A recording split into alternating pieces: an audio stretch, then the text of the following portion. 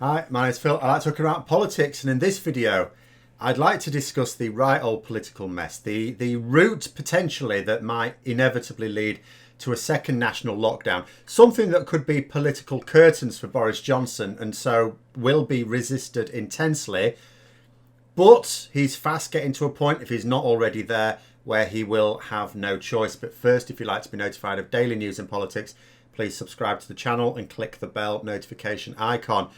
So what has been made abundantly clear is that in order to get on top of the coronavirus pandemic in any given country, governments need a robust system of test, trace and isolate. This was made clear early on. Yes, we've learned things. Scientists have learned things as the pandemic has gone on. That was stated very clearly, very early on, at a time when we could have taken advantage. And if it wasn't obvious then, it is obvious now, because lots of countries have been through their first wave. Lots of countries are now going through a second wave, and we can see which countries have done the best and what they did about it. South Korea, for example, shining beacon, a country that has, well, it had much less notice for a start than European countries, and it put systems in place quickly. Did not see anywhere near the levels of death over there, not even close. If you superimpose them, wouldn't even show up on the graph. And they've also barely taken an economic hit as well. So this wasn't a case of, oh, do you protect the economy or the health? They did both. They did both. Throughout, they've been an absolute model for how to do things right. Over here in the UK, we've been a model as well, but a model of how not to do it. Because when your test, trace and isolate isn't big enough to cope, and ours is not, then restrictions have to be used to bring the rate down. That's, you know, that's where it is. That's what the advisors, the government's advisors, were telling them throughout. If you get yourself into a situation where the infection goes out of control and your test and trace cannot cope, you must have restrictions in place to bring the level of infection down to the point at which your test and trace can cope. Now, for a lot of countries, what this meant is lockdown. And that happened. In the UK, we resisted, and we resisted for too long. Other countries resisted, some longer than others. We resisted for far too long. The delay in locking down meant that when we did have to lock down, which we did, we had to do it for longer, and we hit our economy harder. With other countries, their cases reached a peak and then went down. Our peak lasted for a month. Well, we're into the second wave now, and along with many other countries, and we've already sailed over the number of new cases per day as compared to the first wave.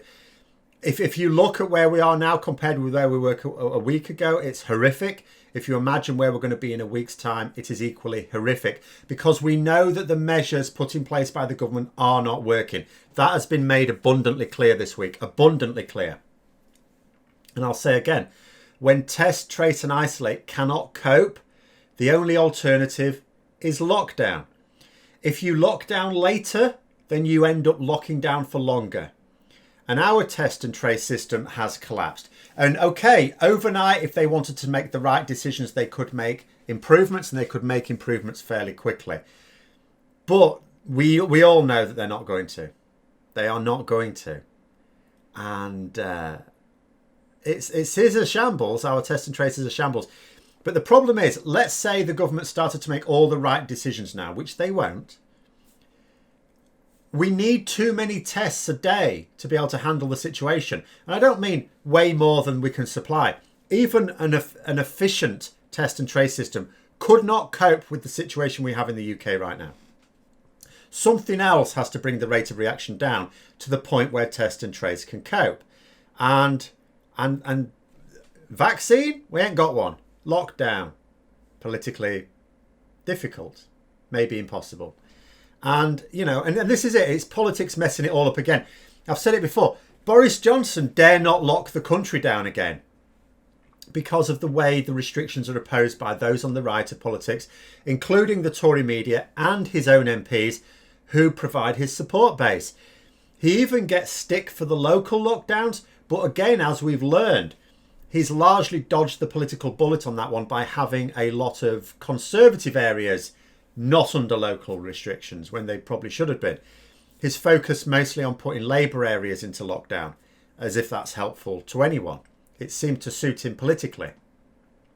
But a national lockdown would be politically unthinkable. But there's also been a large increase in the number of hospital admissions, particularly in those areas where the restrictions at the moment, Boris Johnson's restrictions, are not working. COVID death rates have doubled in a week, and we still aren't quite sure what's going to happen when we're into winter flu territory, which we are not at the moment.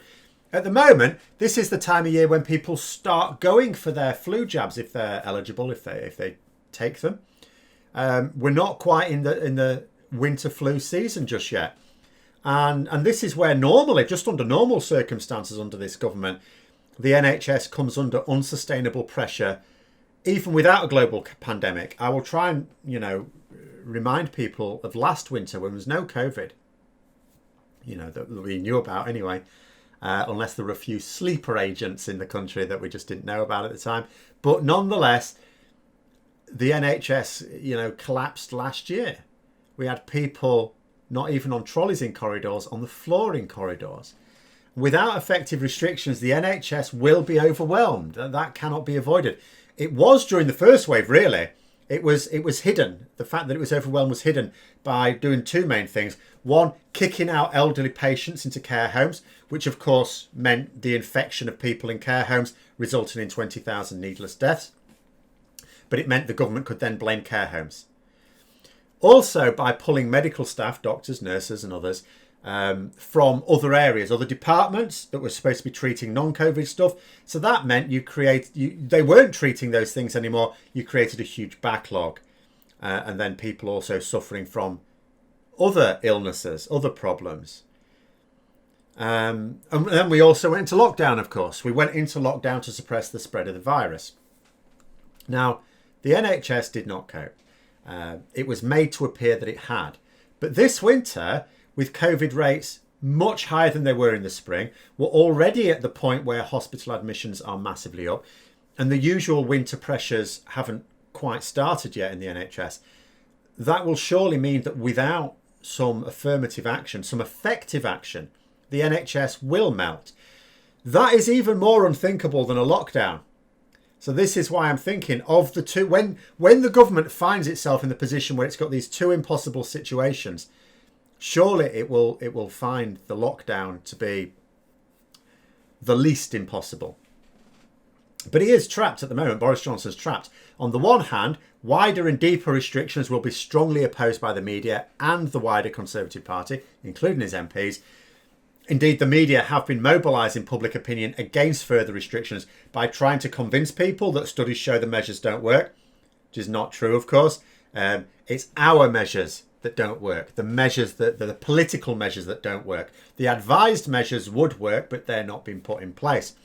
On the other hand, you've got cold, hard reality dictating that, doing what those on the right wing want him to do, which is essentially sod all, is going to result in a healthcare disaster this winter and an even greater economic disaster. Again, people are just saying, leave the economy alone. You cannot leave the economy alone. If people become ill, they can't go into work. That business suffers, the economy suffers. If you've got lots of people isolating, the economy suffers.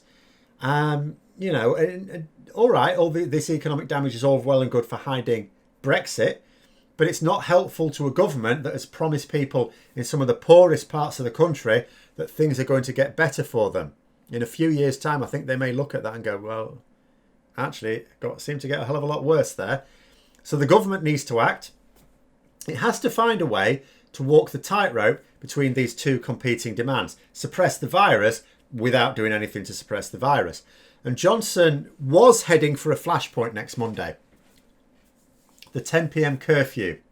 This idea that the advice to the government was close bars and restaurants. Close the pubs, close the restaurants down in order to be able to open up the schools. Because as soon as schools open up, you've got all these extra vectors. You're going to have an explosion in cases. But if you close something else down to compensate, then you get away with it. We didn't. What happened? Explosion in cases. Oh no, who'd have thought it? Only all the experts and the people that listen to the experts.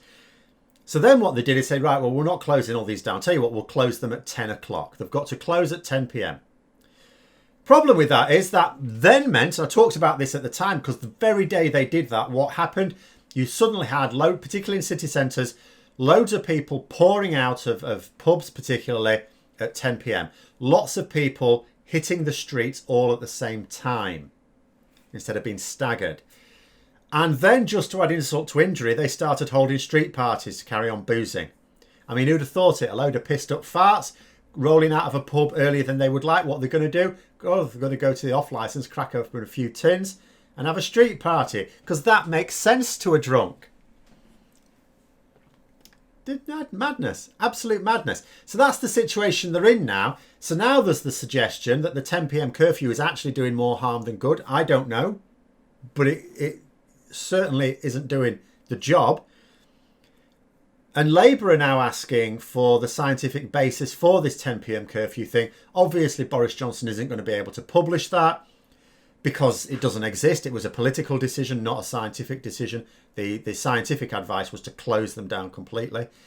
And so Boris Johnson, because Labour were going to vote against it, because his own backbenchers were going to vote against it, was going to lose a vote on Monday. What do? Do you just get rid of it yourself? Then you look like, you know, you've got rid of your own measures. It didn't work. You were putting measures in place that don't work. So what he's actually done is pulled the vote. But that's going to infuriate those backbenchers even more, because they're already annoyed that they're not getting a say. You know, they rubber stamped the emergency powers for another 6 months for Boris Johnson on the understanding that his government would stop announcing policies to the media, would come to Parliament and tell them, and also involve Parliament as well, even if they brought a measure in, to at least involve Parliament later on to see if that measure should still be in place. So, first of all, yesterday he was announcing policies again in the newspapers. We were finding out about government policy from newspapers. MPs had been missed out again.